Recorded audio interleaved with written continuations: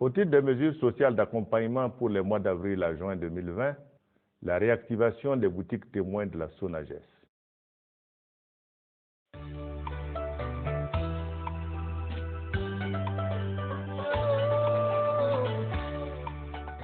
C'est un jour ordinaire pour Rasmata Nadambega Komporé, maire de l'arrondissement 12 de la ville de Ouagadougou. Arrivée très tôt ce lundi matin au bureau, elle prend ici connaissance de son agenda du jour.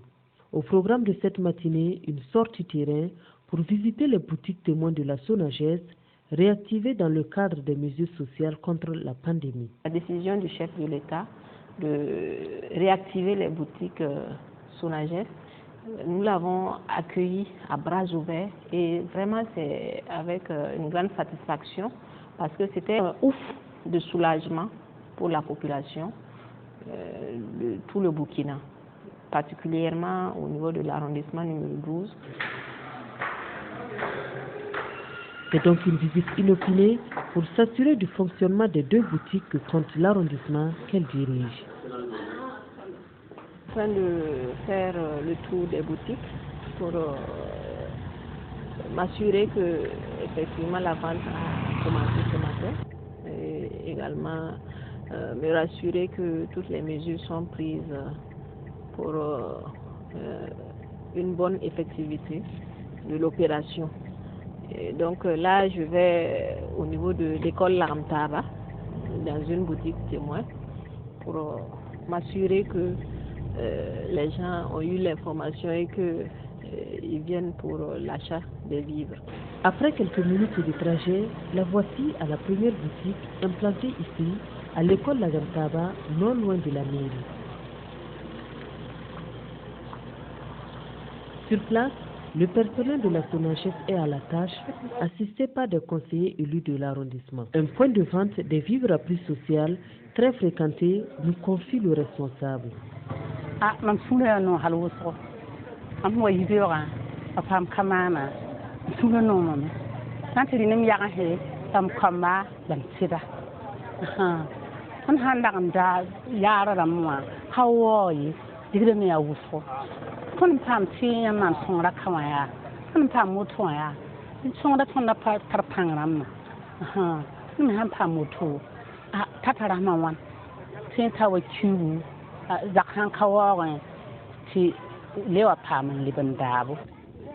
Respect des mesures barrières, engouement des bénéficiaires, les boutiques témoins fonctionnent bien par ici. C'est du reste le constat fait par le maire. Également, ce que j'ai constaté, chacun tient son ticket qui est numéroté pour éviter le désordre à la salle. Et vous voyez les conseillers qui sont là pour veiller à ce que ça se passe comme nous l'avons prévu. La réactivation des boutiques témoins est une initiative du président du FASO dans le cadre de la Covid-19. Les points de vente permettent de faciliter l'accès des personnes vulnérables aux céréales. 10 tonnes de maïs sont cédées chaque semaine dans chaque point de vente à prix subventionné.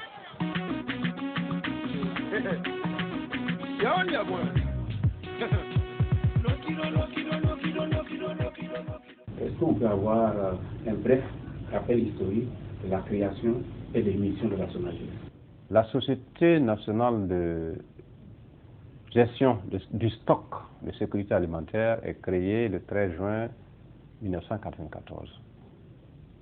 Elle a un capital de 200 millions. Elle est sous la tutelle technique du ministère en charge de l'agriculture, sous tutelle financière du ministère en charge des finances, et la tutelle de gestion du ministère en charge du commerce. Ces missions sont de gérer le stock national de sécurité alimentaire, le stock d'intervention, le stock commercial de régulation, les aides alimentaires, de gérer le système d'information sur les marchés céréaliers, notamment d'autres prestations qui sont le traitement des céréales et l'analyse également des céréales au profit des tiers et beaucoup d'autres prestations, notamment les conseils et formations et des appuis, des études également. Quelle est la mission de la SONAGES dans le cadre des mesures sociales prises par le chef de l'État? Effectivement, dans son deuxième discours à la nation le 2 avril 2020, son Excellence Monsieur Roch Marc Christian Kaboré, président du FASO, a décidé, a instruit la SONAGES de réactiver les points de vente des céréales à prix social au profit de la population vulnérable. Et la SONAGES également s'est exécutée. La SONAGES a ouvert 150 points de vente. Et je peux vous rassurer que ces 150 points de vente sont ouverts et fonctionnels. À la date du 30 juin 2020, il y a plus de 6000 tonnes qui étaient placées au niveau de ces points de vente à prix social. Oui, plus de 6000 tonnes de céréales écoulées au 30 juin, vous l'avez dit. Dites-nous, que renvoie la notion de prix social? Le prix social sous-entend un prix acceptable par la population. Alors, ce prix est de 6 000 francs par sac. Et cela veut dire que l'État prend une grande partie, plus de 50% que l'État supporte. Concrètement, l'État subventionne ces sacs de maïs, ces sacs de céréales au profit de la population vulnérable. Oui, comment vous faites le ciblage de la population vulnérable? Merci, question très importante, parce qu'il faut que cette population vulnérable bénéficie effectivement de ces ventes à prix social. Alors, le ciblage se fait au niveau de la base, au niveau du village. Nous avons les CVD qui établissent une liste, ils se connaissent tous au niveau des mairies, des conseils municipaux. Ils établissent une liste de personnes vulnérables et au vu de ces listes, en tout cas, nous envoyons. Et au niveau des mairies ou des villages, ils repartissent par village et par secteur selon la liste des personnes vulnérables qu'ils ont à leur niveau, qu'ils ont préétabli.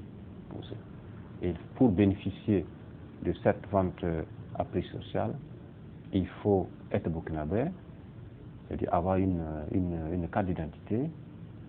Il faut également avoir le prix de 6 000 francs CFA. Et à ce niveau, au niveau des villages, des mairies, je pense que les conseils municipaux essaient d'éviter le taux d'attroupement pour respecter les mesures barrières à la COVID-19. Et quelles sont les perspectives de la vente de céréales à prix social? La SONAGES prévoit d'augmenter le nombre de points de vente à prix social. Nous sommes à 150 et nous allons passer à 200 points de vente d'ici très peu de temps. Donc voilà à peu près ce que nous comptons faire.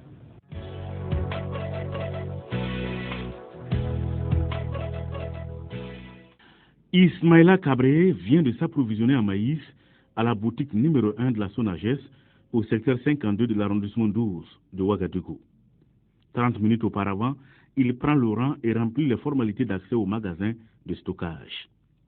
Pour cet étudiant et des milliers d'autres clients de la Société nationale de gestion des stocks de sécurité alimentaire, la mesure de vente de céréales à prix subventionné soulage de nombreux ménages. J'ai vu la situation du pays où beaucoup de familles n'arrivent pas à subvenir à leurs besoins. Ces céréales sont les bienvenues et ça permet à beaucoup de familles de pouvoir avoir juste le peu pour se nourrir. Donc ça permet tout un chacun de passer et puis avoir un sac juste pour aller nourrir sa famille, voilà, et économiser un peu, voilà, parce que c'est pas facile du tout. Grâce à la vente des denrées alimentaires subventionnées, plusieurs chefs de famille s'achètent maintenant un sac de maïs. Raison pour laquelle la présidente du gouvernement local de l'arrondissement 12 plaide pour le maintien des boutiques de la SONAGES. Nous devons pérenniser l'opération parce qu'il ne faut pas mettre ce goût-là à la langue et le retirer immédiatement. Ça veut dire, même après la pandémie, l'État doit veiller à ce que cette opération de vente des vivres soit toujours régulière au niveau de nos boutiques. Parce que vous voyez que ça aide beaucoup la population. Et ne pas attendre les périodes de soudure pour les réapprovisionnements. Donc nous souhaitons vraiment que l'État prenne des mesures pour une longue durée, pour que la population puisse toujours bénéficier de cette mesure de protection sociale, je peux le dire, au niveau de nos populations. Même son de cloche à l'arrondissement 3 de la ville de Ouagadougou. Raïnatou Ouedraogo dirige cet arrondissement peuplé de 300 000 âmes. Ici, de nombreux habitants vivent dans la pauvreté. La subvention des céréales pour ces personnes vulnérables humanise la plus grande cité de la ville capitale du Burkina Faso. Aujourd'hui, nous avons le peu qui ne suffit pas. La population n'arrive pas à se ravitailler comme il se doit. Ce matin, vous avez vu, à moins de 12 heures, c'était déjà fini, mais la porte est ouverte. La porte de la boutique reste ouverte parce que la logique, c'est comme ça. Combien de gens sont repartis sans avoir? Moi, mon souhait, c'est qu'au regard de la taille de notre arrondissement, qu'on augmente non seulement le nombre de boutiques, et aussi en termes de quantité, pour nous permettre de satisfaire nos populations. Pour la Ligue des consommateurs du Burkina, la vente de céréales à prix social permet à de nombreux consommateurs de joindre les deux bouts. Son président Dasmane Traoré évoque les bienfaits des boutiques de la SONAGES. Disons que c'est bien de pérenniser les boutiques témoins de la SONAGES, mais quelque part, il faudrait aussi prendre des garde-fous pour que ces boutiques ne viennent pas enrichir des commerçants qui, à côté, en tout cas, développent des initiatives de façon à pouvoir récupérer et envoyer chercher des vivres pour venir les placer au niveau de leur boutique et les vendre à des prix exorbitants. D'autant plus que ça a été subventionné. Cette subvention, c'est à l'actif, certes, des décideurs, mais c'est au bénéfice du consommateur. Il ne faudrait pas que d'autres personnes viennent absorber ce bénéfice-là pour le mettre au niveau du consommateur, donc des produits extrêmement chers. Pour les bénéficiaires de la vente de céréales à prix subventionné et pour les premiers responsables des exécutifs locaux, les boutiques de la SONAGES expriment la solidarité nationale en temps réel, d'où la nécessité de leur pérennisation en fonction des besoins de chaque localité.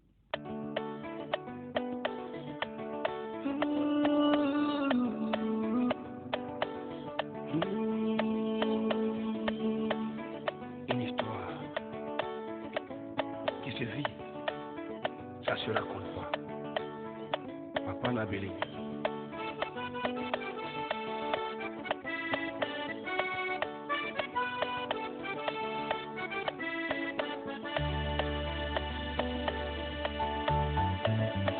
Raconte-moi tes victoires, dis-moi ce qui ne va pas. Je te dirai les échecs, sur ma route j'ai marqué les pas. Dis-moi tout.